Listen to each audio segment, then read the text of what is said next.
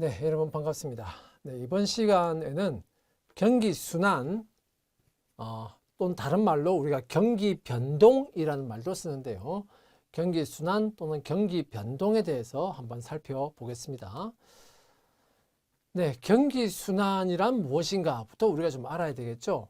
자, 경기 순환이라고 하는 것은 경제 활동의 수준이 몇 년을 주기로 해서 상승 그리고 하락을 반복하는 것, 그것을 우리가 경기 순환이라고 합니다.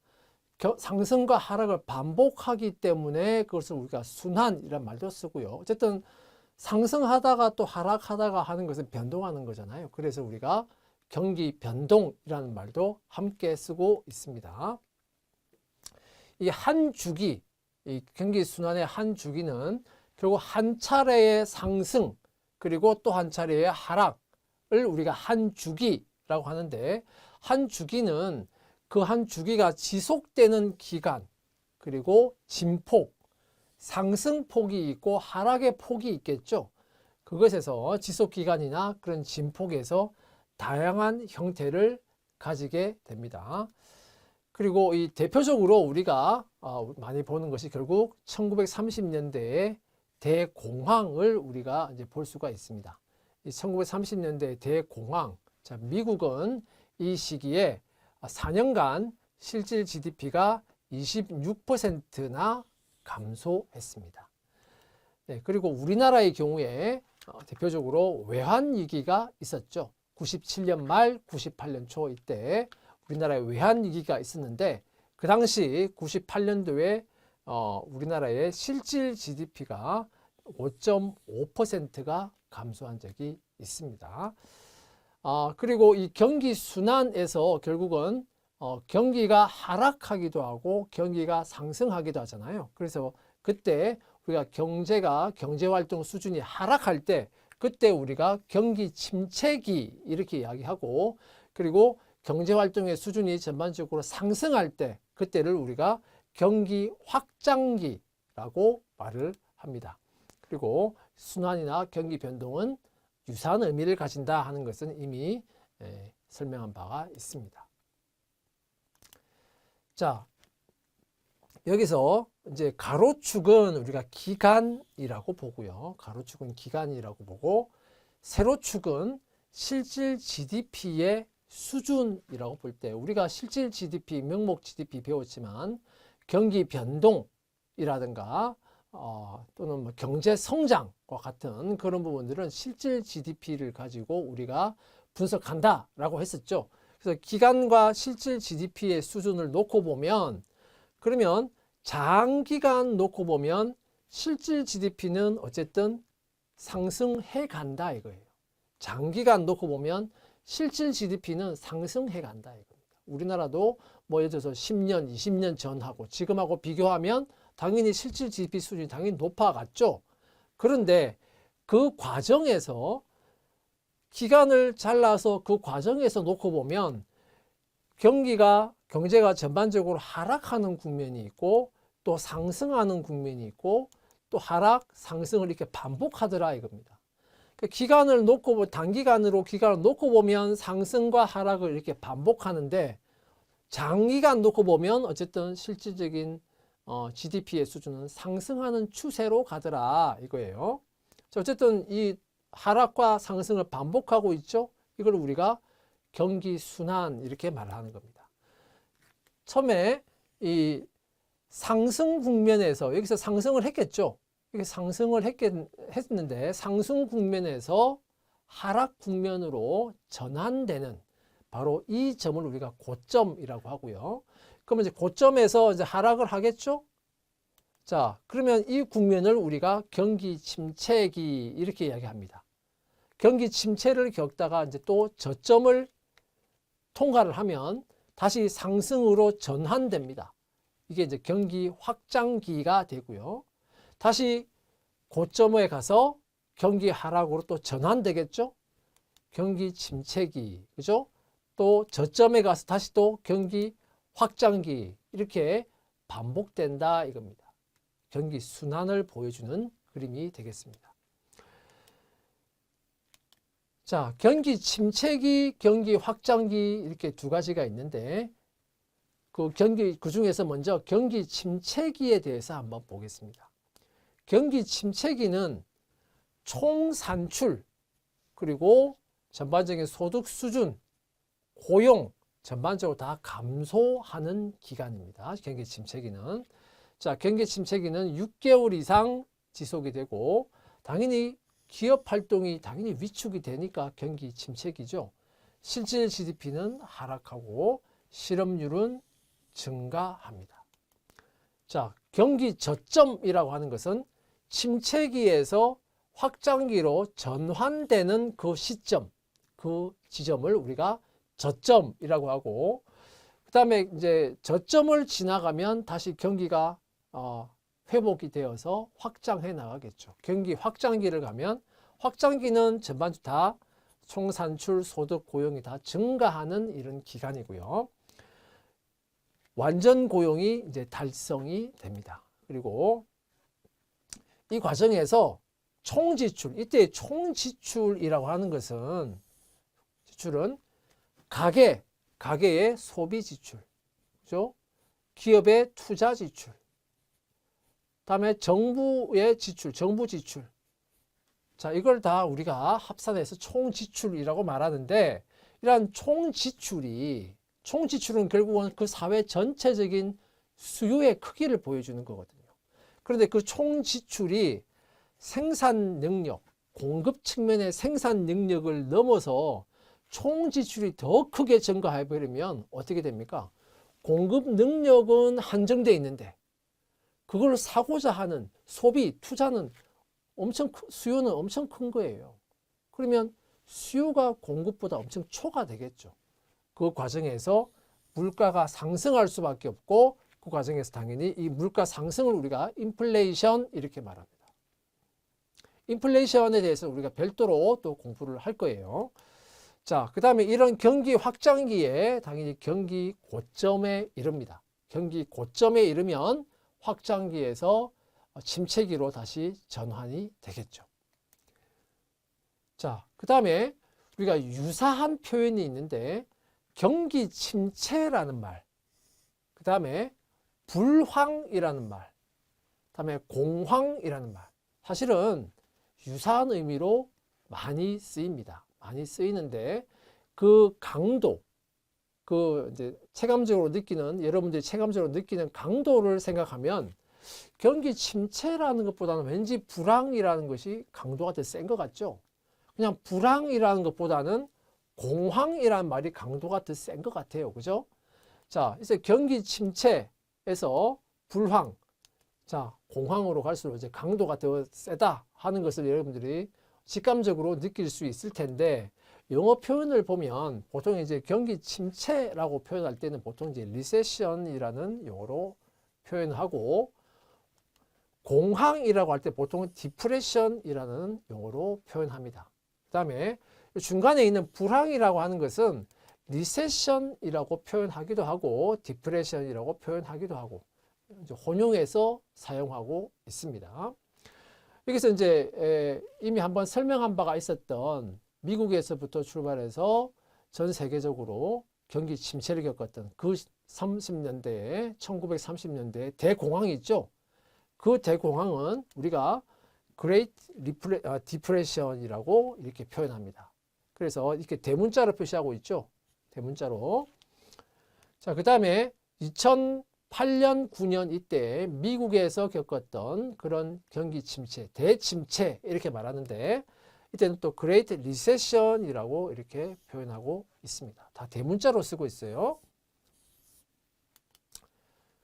자, 그 다음에 그러면 이제 경기 순환의 원인이 뭐냐?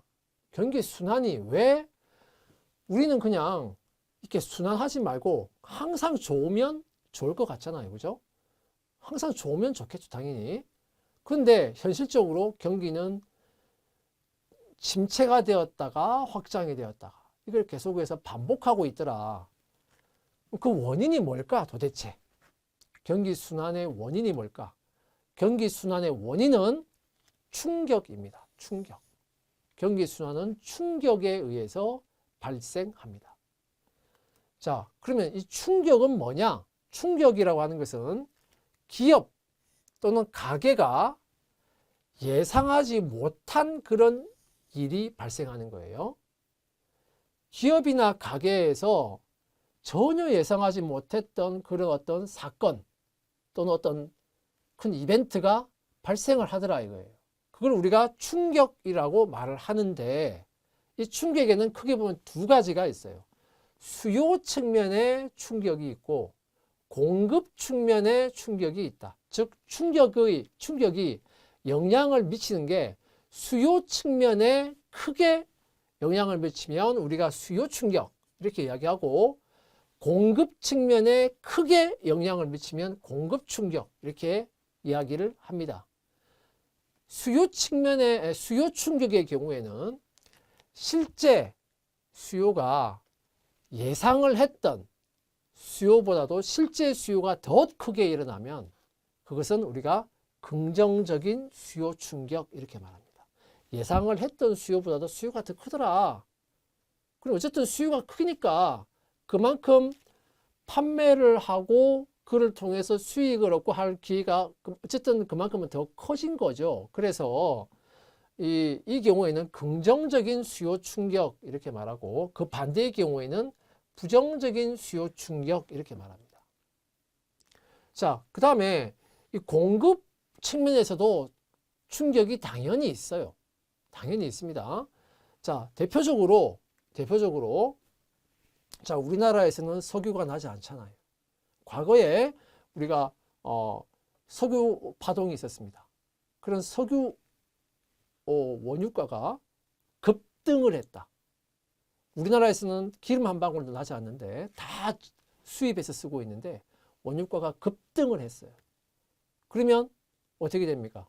우리나라에서는 공장을 못 돌리는 사태가 벌어져요. 석유가 있어야 그걸 가지고 그걸 에너지원으로 해서 공장을 돌리는데 너무 비싸니까 수입을 하더라도 너무 비싸게 돈을 주고 수입을 해와야 되는 거예요. 생산을 그만큼 할 수가 없게 되는 겁니다. 없게 되는 거예요.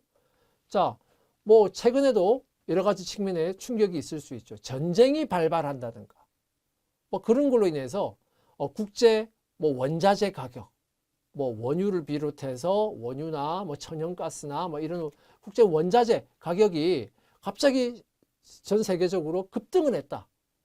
그럴 경우에는 당연히 우리나라에서는 그런 원자재를 주로 수입을 해서 쓰고 있기 때문에 당연히 공급 측면에 영향을 크게 미치게 됩니다. 자, 그런 것은 공급 충격이에요. 자, 그러면 긍정적일까 부정적일까? 자, 그러한 공급 충격은 부정적인 공급 충격입니다. 당연히. 이제 우리나라 입장에서 말하는 거예요. 우리나라 입장에서 보면 그러한 공급 충격은 부정적인 공급 충격이에요. 반대가 되면 당연히 긍정적인 공급 충격이겠죠. 그죠? 자, 어쨌든 이러한 충격은 수요 측면의 충격, 수요 충격이 있고 공급 측면의 충격이 있는데 양쪽 다 긍정적, 부정적 충격이 다 있다 이겁니다. 자, 이러한 충격이 발생하면 시장에서 전혀 지금 예상을 못한 상황에서 충격이 발생했기 때문에 시장의 불균형이 당연히 발생해요. 시장의 불균형이 발생합니다. 그리고 그 시장의 불균형은 빨리 해소되지 않아요. 왜냐하면 시장의 불균형이 발생한다 하더라도 그에 비례해서 가격이 그에 대응해서 즉각적으로 가격이 대응해서 가격이 떨어지거나 가격을 상승시키거나 할 수 있으면 좋은데 여러 가지 요인으로 인해서 그것을 빨리 가격에 반영시키지 못하고 가격을 올려야 되는 상황임에도 불구하고 빨리 가격을 못 올린다든가 가격을 빨리 하락을 시켜야 되는 상황인데도 가격이 빨리 안 내려가고 옛날에 비싼 가격 그대로 있다든가 그런 상황이 현실적으로 많이 벌어지는 겁니다. 자, 그렇기 때문에 그런 불균형은 빨리 해소되지 않아요. 자, 그래서 충격이 발생하면 불균형이 발생하고 그런 불균형은 빨리 해소되지 않는다. 그 과정에서 경기순환이 발생한다 이겁니다. 자, 이러한 불균형이 빨리 해소되지 않는 이유는 가격은 단기적으로 신축적이지 않더라. 경직성을 가지더라. 이거는 앞에서 거시경제 기초 부분을 설명할 때 케인즈 다음에 케인즈하고 고전학파 계통을 설명하면서 잠깐 설명했던 적이 있습니다. 가격은 경직성을 단기간, 장기간 놓고 보면 가격은 변화해요. 그런데 단기간에는 가격을 변화시키기가 어렵더라. 경직성을 가지더라. 그것 때문에 불균형이 발생하더라. 이겁니다. 자, 수요 충격이 발생했다. 그러면 단기간으로는 가격이 조정되지 않아요. 그러면 가격이 조정되지 않으면 결국은 뭐를 조정할 수밖에 없냐? 생산량이나 고용량을 조정할 수밖에 없습니다. 가격을 조정하지 못하니까 결국은 생산량이나 고용을 조정할 수밖에 없는 거예요. 그 과정에서 생산이 줄어들면 당연히 생산이 줄어드니까 사람이 많이 필요 없죠. 고용을 줄여요. 그럼 실업이 발생한다 이겁니다. 자, 그러면 우리가 가격의 신축성하고 아까 경기순환하고의 관계가 봤잖아요. 자, 그러면 신축적 가격하고 수요 충격이 발생했을 때 신축적인 가격 체계에서는 어떻게 되느냐 한번 보세요. 자, 그림을 보면 여기에 이제 수량이라고 생각해 봅시다. 여기에 가격이다 이렇게 생각해 보세요. 자, 월 100개 수준에서 지금 최적으로 생산할 수 있는 생산량이다. 월 100개 수준이. 자, 그러면 공급 곡선이 이렇게 수직선이 되면 자, 수요는 이렇게 우하향하죠. 수요는 우하향합니다. 자, 수요 충격이 발생하면 딴 거는 아무것도 변화가 없는데 갑자기 수요에 충격이 가해졌다는 것은 갑자기 수요가 증가했거나 수요가 감소한 걸 의미하는 거예요. 그죠? 갑자기 예상보다 수요가 증가하면 그게 긍정적인 수요 충격이라고 했고 반대면 부정적인 수요 충격이라고 했어요. 우리가 경제학 앞에서도 배웠지만 그런 수요가 갑자기 증가했다. 수요가 증가하면 수요 곡선이 이동하죠. 자, 그러면 여기서 수요 곡선, 우하향하는 수요 곡선하고 수직선인 공급 곡선하고 만나는 이 점에서 자, 균형적인 가격 1,500원이라는 가격이 지금 형성되어 있다. 1,500원이라는 가격에 월 100개만큼 공급자가 생산해서 공급을 하고 있죠. 하고 있고 그 월 100개만큼 수요자가 또 소비를 하고 있는 거, 수요를 하고 있는 거예요. 딱 균형이 맞춰져 있는 겁니다. 자, 그런 상황에서 이제 수요 충격이 발생했어요. 그래서 이번에는 긍정적인 수요 충격이라고 생각해 봐요. 그래서 수요가 증가했어요. 그럼 수요 곡선이 오른쪽으로 이동하겠죠. 그러면 어떻게 돼요? 공급 곡선이 수직선이기 때문에 즉각적으로 어떻게 되냐? 균형점이 여기에 있다가 이쪽으로 이동하죠. 그러면 가격이 어떻게 됩니까? 1,500원에서 2,000원으로 가격이 즉각적으로 반응해서 올라요. 수요가 갑자기 증가했기 때문에 가격이 즉각적으로 반영해서 가격이 1,200원으로 팍 오른 겁니다. 자, 가격이 이렇게 올라가게 되면 생산 월 100개 최적 생산하고 있는 월 100개 수준의 생산은 변화가 없어요. 가격만 변동하게 된다 이겁니다. 그죠? 가격만 변동하게 돼요. 자, 이게 바로 수요 충격이 있을 때 가격이 신축적으로 변하는 것을 보여줍니다. 그러면 가격만 변하지 생산 수량은 변화가 없죠. 생산 수량에 변화가 없다는 것은 지금 고용에도 변화를 줄 필요가 없다는 것을 의미해요.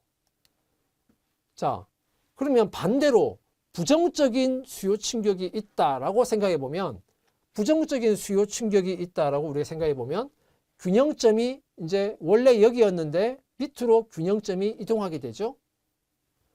수요 곡선이 왼쪽으로 이동했습니다. 그죠? 그러면 즉각적으로 원래의 가격 1,500원에서 1,000원으로 가격이 즉각적으로 하락해요. 그런데 생산량은 100개 그대로네? 생산을 그대로 하고 있으니까 고용의 변동을 줄 필요가 없더라 이겁니다. 자, 그러니까 결국은 수요 충격이 있을 때 가격이 즉각적으로 반응해서 조정이 되면, 그러면 최적 생산량을 그대로 그냥 생산을 하면서 생산량을 조정할 필요가 전혀 없고, 그러면 고용에도 영향이 없더라 이거예요. 자, 그래서 가격이 신축적으로 변한다 라고 하는 것은 결국은 공급 곡선이 수직선이다 라고 하는 것을 의미한다 라고 했습니다. 이건 우리가 어디서 설명했냐? 앞에 거시경제학의 기초 설명할 때 고전학파 이론 있었잖아요. 거기에 이 유사한 설명이 있었어요. 그죠? 결국은 고전학파는 시장에서 가격이 신축적으로 변하니까 생산량의 조정은 필요가 없고 가격만 조정된다. 그러니까 고용에도 영향이 없다. 그러니까 경기 변동 이런 거는 고전학파는 걱정을 안 한 거예요. 그죠? 자, 그렇게 됐습니다. 그런데 현실적으로 어떠냐? 현실적으로 그게 아니더라 이거예요. 가격은 경직되어 있더라. 만약에 가격의 경직성이 있을 때 그때 수요 충격이 있게 되면 어떻게 될까? 그럼 이 경우는 반대로 공급 곡선이 수직선이 아니고 반대로 수평선입니다. 1,500원이라는 가격에 딱 고정이 되어 있어요. 공급 곡선이 1,500원이라는 가격에 고정되어 있더라. 경직되어 있더라. 자, 이 과정에서 수요 곡선이 이렇게 우하향하고 있습니다. 그러면 균형점이 여기 있겠죠. 그래서 이 균형점에서 1,500원이라는 가격에 월 100개 최적 생산량을 지금 생산하고 있어요. 그런데 이 과정에서 이제 수요 충격이 발생하더라 이겁니다. 그래서 수요 곡선이 오른쪽으로 이렇게 이동을 해버립니다. 예상하지 못하게 수요가 증가한 거예요. 그랬더니 가격이 지금 경직되어서 가격이 고정되어 있잖아요. 그러면 균형점이 이제 어떻게 되냐? 이쪽으로 오른쪽으로 이동합니다. 그럼 어떻게 돼요? 월 100개 생산하던 것을 월 130개 생산해야 되는 거예요. 가격이 고정되어 있기 때문에 생산을 많이 할 수밖에 없는 겁니다. 생산을 많이 할 수밖에 없어요. 그럼 이런 경우는 예상보다도 고용을 더 많이 해야 되죠. 고용을 더 많이 하거나 아니면 기존에 있는 사람들이 일을 더 오래 하거나 더 초과 근무를 하고 더 오래 일을 하거나 그렇게 해야 되는, 그래야 월 130개를 맞출 수가 있겠죠. 자, 이 경우는 이제 긍정적인 수요 충격이 있을 때고 부정적인 수요 충격이 있으면 수요 곡선이 이제 왼쪽으로 이동합니다. 그럼 이렇게 오겠죠? 그러면 균형점이 이제 여기에 가게 돼요. 그럼 어떻습니까? 가격은 1,500원으로 경직되어 있고 고정되어 있습니다. 공급 곡선이 수평선이에요. 자, 그러면은 결국 가격이 고정되어 있기 때문에 수량을 원래 월 100개 생산하던 것을 생산의 수량을 70개로 다운시킬 수밖에 없습니다. 그죠? 가격이 고정되어 있으니까 수량을 조정하는 거예요. 그러면 생산 수량을 조정하면 생산 수량이 떨어지면 그러면 그만큼 사람이 필요 없게 되죠. 그럼 어떻게 돼요? 해고를 하고 실업이 증가하게 되는 겁니다. 영향을 받아요. 그죠? 그래서 결국은 이런 경기 순환이 발생하는 것은 가격이 경직되어 있기 때문이다. 가격이 경직되어 있으니까 결국은 수량을 조정할 수밖에 없다. 수량을 조정하면 고용에 영향을 받는다. 실업 문제가 발생한다 이겁니다. 자, 수요 충격이 있을 때 가격이 조정되지 않으니까 생산량을 조절하게 되고 당연히 고용에 영향이 간다. 그래서 경기 순환이 발생한다 이거예요. 자, 그러면 경기 순환을 일으키는 원인은 충격이다 그랬잖아요. 충격이 있기 때문에 이게 충격은 이제 수요 충격, 공급 충격이 있는데 충격이 있기 때문에 경기 순환 또는 경기 변동이 발생하게 된다 라고 했습니다. 그럼 도대체 이 충격은 그럼 왜 발생하느냐 이거예요. 충격은. 이런 충격은 또 왜 발생하느냐 이겁니다. 충격이 발생하는 요인. 자, 첫 번째, 불규칙적인 혁신. 혁신이라고 하는 것은 대부분 불규칙하게 발생하고 예상치 못하게 발생합니다. 혁신이라고 하는 것이 시간 정해놓고 나오는 게 아니잖아요. 그죠? 갑자기 나옵니다. 과거에 인터넷이 전혀 없던 그런 시기에서 갑자기 인터넷이라고 하는 것이 이제 사용되기 시작됐고 나와서 사용되기 시작됐고 점점 더 사용 범위가 넓어졌죠.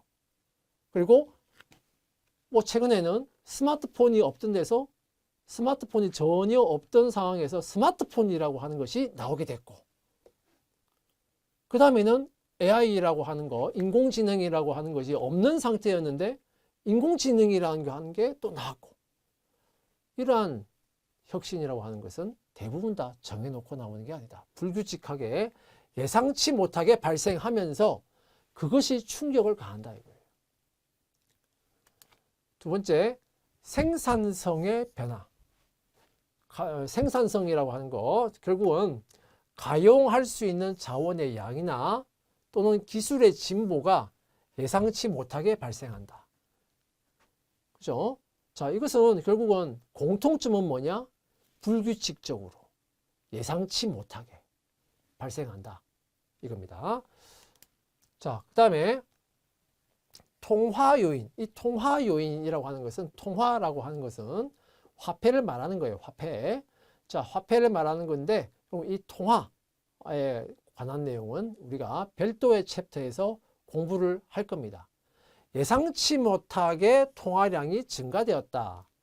뭐 이걸 구체적으로 지금 말하기는 어렵고 나중에 별도 챕터에서 말할 텐데 예상치 못하게 통화량이 증가됐다. 예를 들어서 우리 시중에 그전에는 100원만큼의 돈이 있었어요. 각 사람들이 다 100원만큼 돈을 가지고 있었어요. 근데 시중에 돈이 풀린 거예요. 어떤 이유든 간에 돈이 풀렸어요. 그러면 나한테 원래 100원이라는 돈이 있었는데 갑자기 200원이라는 돈이 된 거예요. 100원이 더 생긴 거예요.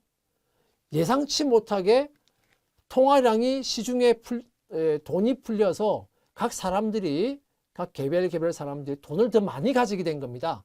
자, 그걸 우리가 통화량의 증가 이렇게 표현하는데 예상치 못하게 그렇게 통화량이 증가되면 뭐가 어떻게 될까요? 사람들은 돈을 더 많이 가지게 되니까 더 많은 소비를 하려고 할 것이고, 그죠? 자, 집도 사고 스마트폰도 더 최신 폰으로 바꾸고 소비를 더 늘리려고 할 것이고, 기업은 투자를 더 많이 하려고 할 것이고, 그죠? 자, 그렇게 되면 당연히 그에 따라서 사회 전반적인 지출이 증가해요. 그 말은 사회 전체적인 수요가 증가한다. 공급은 한정되어 있는데 갑자기 수요가 증가하게 돼버립니다. 자, 그렇게 됐을 때는 인플레이션, 물가가 오르게 되고, 자, 이런 인플레이션을 동반한 생산 확대가 이제 이루어질 수밖에 없어요. 사람이 소비를 많이 하니까 그게 맞춰야 될 거 아니에요. 그러니까 생산을 확대해야 되고요. 자, 이러한 통화 요인에서부터 충격이 발생할 수도 있다. 그리고 정치적인 사건 때문에 발생할 수도 있는 것이고요. 그다음에 금융의 불안정 때문에 발생할 수도 있습니다. 그러니까 이 금융의 불안정 때문에 예상치 못한 자산의 거품이 끼게 되거나 또는 그 거품이 예상치 못한 갑자기 거품이 붕괴될 때 자, 그럴 때는 급격하게 은행 대출이 증가하거나 감소를 해버려요. 그 사람들은 어떻게 돼요? 당황하겠죠. 그러면 그 전에 소비를 할 수 있었던 것을 갑자기 소비를 못하게 돼버립니다. 대출이 끊겨버리니까 돈이 그만큼 이제 조달을 못하게 된 거예요. 자, 그러면 이런 금융의 불안정, 자산의 버블 또는 버블의 붕괴 이런 것 때문에 대출에 즉각적으로 영향을 미치고 그로 인해서 사람들은 수요를 줄이게 되고 그런 상황이 갑자기 벌어진다 이겁니다. 그런 충격이 발생한다 이거예요. 이런 금융의 불안정은 경제의 다른 부문으로 당연히 이제 파급이 되는 거예요. 그래서 이런 경기 순환이 있을 때 그러면 경기 순환의 영향은 뭐냐? 경기 순환의 영향을 가장 크게 받는 부문은 자본재 부문입니다. 그래서 이 자본재 부문은 그리고 주택이라든가 상업용 건물이라든가 각종 중장비 또는 뭐 중장비라든가 뭐 기계 설비라든가 뭐 농사 장비라든가 이런 자본재의 영향을 크게 받습니다. 자본재 영향을 크게 받아요. 경기 순환. 경기가 안 좋으면 이러한 자본재에 대한 투자가 당연히 자본재가 늘어날 수가 없어요. 그죠? 그 다음에 내구 소비재. 자동차라든가 고가의 전자제품과 같이 비교적 장기간 사용하는 이런 소비재인 경우에도 당연히 지금 살려고 했는데 어떻게 돼요? 그 소비를 뒤로 미뤄요. 경기순환에 영향을 많이 받는다 이겁니다. 비교적 고가이기 때문에 또. 그리고 이러한 경기순환의 과정에서 실업의 문제는 주로 경기 침체 국면에서 인플레이션은 주로 경기 확장의 국면에서 인플레이션의 문제가 발생합니다. 자, 이 실업과 인플레이션 문제는 우리가 별도의 챕터에서 공부를 하게 될 거예요. 그 다음에 미국에서 출발한 세계 대공황이 있잖아요. Great Depression. 자, 그거를 잠깐 한번 살펴보겠습니다.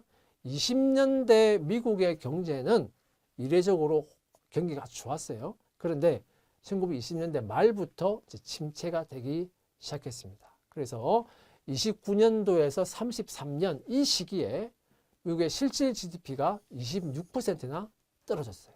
실업률은 3%이던 것이 25%까지 실업률이 치솟았습니다. 물가는 경기가 침체되니까 사람들이 소득이 줄고 수요할 수 있는 그런 여력이 감소하죠. 구매력이 감소하죠. 안 사요. 그러니까 물가도 떨어져요. 자, 이 대공황이 이제 영국, 독일, 프랑스 등 각 국가에 연쇄적으로 이제 불황을 이제 일으켰고, 이런 대공황의 원인은 크게 이제 두 가지로 보는데, 하나는 총수요의 부족, 또 하나는 통화량의 감소. 요건 이제 하나는 통화 요인이고, 하나는 이제 수요 요인으로 본 거예요. 원인을 파악한다. 총수요의 부족은 자, 보호무역주의. 이 시기에 보호무역주의로 인해서 자, 미국의 수출 자체가 급격하게 감소했습니다. 우리가 앞에서 봤지만 그 사회 전체의 GDP 우리가 생각하면 돼요. 그죠? 소비, 투자, 정부 지출, 또 하나는 순수출이 있었잖아요.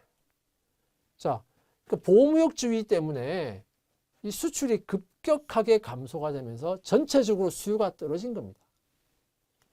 그 다음에 거기다가 부유층에 부가 집중이 되면서 나머지 부유층을 제외한 나머지의 구매력은 이제 떨어져 버리니까 총수요가 부족하게 됐고, 거기다가 이제 부동산하고 주가가 크게 떨어지면서 전반적인 소비가 감소해 버린 거예요. 그래서 이런 수요의 요인 때문에 공황이 발생했다 하는 원인이 하나 있고, 두 번째는 통화 요인입니다. 통화량이 4년 동안 28%나 감소한 거예요. 그러니까 100원이 원래 나한테 있었는데 100원이 있었는데 통화량이 감소하면서 내가 80원밖에 가지지 못하게 된 겁니다. 전반적으로 사회 전체적으로 통화량이 화폐의 양이 감소했기 때문에 그럼 어떻게 돼요? 100원 가지고 있으면서 100원 가지고 있으면서 소비할 수 있는 거였는데 나중에 80원밖에 가지지 못하게 되면 소비를 못하게 되잖아요. 그죠? 자, 이런 통화량의 감소가 또 크게 영향을 미쳤다. 또 하나는 이제 그 원인으로 하나는 은행이 이제 파산한 거였고, 두 번째는 그 당시 이제 미국의 중앙은행이 결정적으로 오판을 해서 통화 공급량 자체를 줄임으로써 이걸 더 악화시켰다 이겁니다. 자, 여기 이제 통화 공급, 통화량 뭐 이런 말이 나오는데 이 부분은 나중에 별도의 챕터에서 통화 정책이라는 별도의 챕터에서 다룰 겁니다. 어쨌든 이런 요인 때문에 발생했다 이거고요. 두 번째 이제 그레이트 리세션이라고 하는 대침체가 있는데 요거는 2000년대의 침체 내용입니다. 2001년도에 장기 침체 직후에 중앙은행이 역사상 최저 수준으로 이자율을 낮춘 겁니다. 낮췄어요. 그러면서 이자율이 떨어지니까 사람들이 대출을 많이 받아요. 그러니까 주택담보대출을 많이 받아서 주택을 막 사는 겁니다. 그러니까 이 당시에 주택 구입이 엄청나게 늘어났어요. 그러니까 원래는 대출을 받아서 주택을 사지 못할 사람들까지 다 대출받아서 주택을 산 겁니다. 그러니까 당연히 채무 불이행 위험이 높아지겠죠. 자, 이런 상황에서 금융기관들이 또 대출을 실행한 후에 모기지 담보부 증권을 발행해서 또 매각을 했고, 또 저소득 가구들의 주택 구입 촉진을 위해서 고위험 주택 대출도 장려한 겁니다. 어쨌든 계속 대출을 장려했어요. 자, 그러다 보니까 95년, 6년 이 사이에 미국의 평균 주택 가격이 2배 이상 상승했습니다. 왜? 대출을 해주고 장려를 하니까 자꾸 산 거예요. 주택에 대한 수요가 증가했겠죠. 주택 가격이 껑충 뛴 겁니다. 자, 그래서 거품이 끼게 된 거예요. 그런데 2006년 이후 9년 사이에 그 거품이 꺼지면서 주택 가격이 30%나 하락하게 된 겁니다. 자, 그렇게 되니까 집을 팔아서 대출을 못 갚게 된 거죠.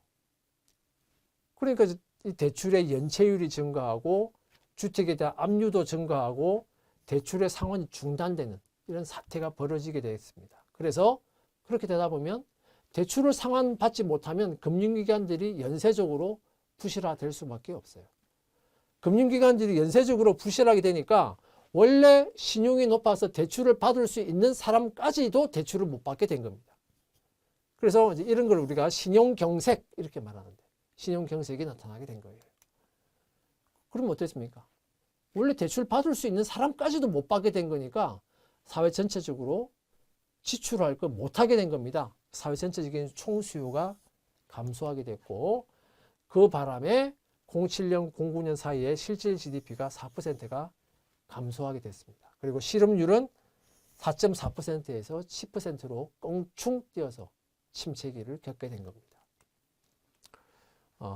자, 09년 이후에는 이후에 7년 동안의 실질 GDP 증가율의 연평균은 2.2% 성장했는데 과거하고 비교해 보면 성장률이 더 낮게 나타나죠. 그러니까 그 경기 침체 영향을 길게 받았다 이겁니다. 자, 참고 자료 한번 찾아서 보시고요. 이상으로 강의를 마치도록 하겠습니다.